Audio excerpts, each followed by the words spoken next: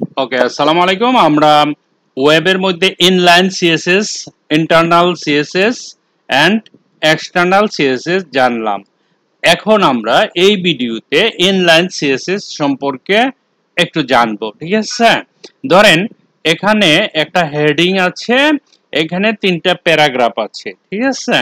এখন আমি inline CSS use করব। ধরেন দেখেন H1 এর ভিতরে এখানে লেখা আছে I am in deep love with me. Okay, fine. এখন আমি যদি এই জিনিসটা ধরেন সাপোজ আমি এখন রাইট ক্লিক করে ওপেন উইথ লাইভ সার্ভারে গেলাম, যাওয়ার পর দেখেন I am in deep with love me. এই যে লেখাটা আছে এই লেখাটা আমি মিডিলে নিয়ে আসব, এই লেখার পিছনে একটা ব্যাকগ্রাউন্ড দিব, আবার এই লেখার পিছনে একটা ব্যাকগ্রাউন্ড দিব, লেখাটা মিডিলে নিয়ে আসব, লেখার কালারটা সাদা করব। 3টা জিনিস করব ইনলাইন সিএস এর ভিতরে। এই লেখাটুকু মিডিলে নিয়ে আসব, এই লেখাটুকুর কালার আমি সাদা করব, এই লেখার পিছনে আমি একটা ব্যাকগ্রাউন্ড দিব। 3টা জিনিস করব। দেখেন কিভাবে করব আমি। এই যে দেখেন এখানে কি আছে H1, এই যে H1 আছে না, এটার ভিতরে ঢুকে একটা স্পেস নিয়ে, ঠিক আছে, এখানে লিখব।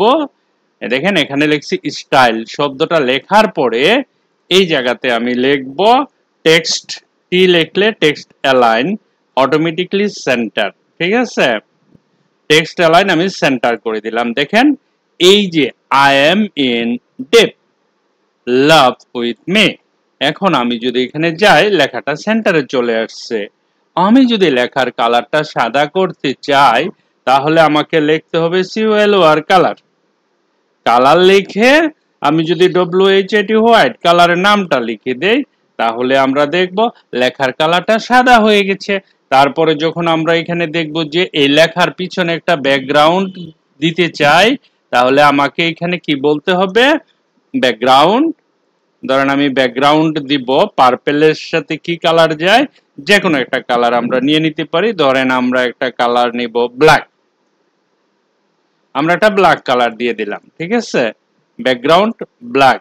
এই দেখেন এখন আমি যদি এখানে যাই দেখেন লেখার পিছনে কি সুন্দর একটা ব্যাকগ্রাউন্ড কালার হয়ে গেছে ব্ল্যাক, ঠিক আছে? আশা করি বুঝতে পারছেন। লেখাটা এখানে ছিল, কালার সাদা ছিল না। আমি এখানে কি করছি, ইনলাইন সিএস এর মধ্যে স্টাইল বানিয়ে 3টা জিনিস দিছি, আমি লেখার কালার চেঞ্জ করছি। এটা হচ্ছে আপনার ইনলাইন সিএসএস, ঠিক আছে? Okay, thank you very much for watching this video. Bye bye.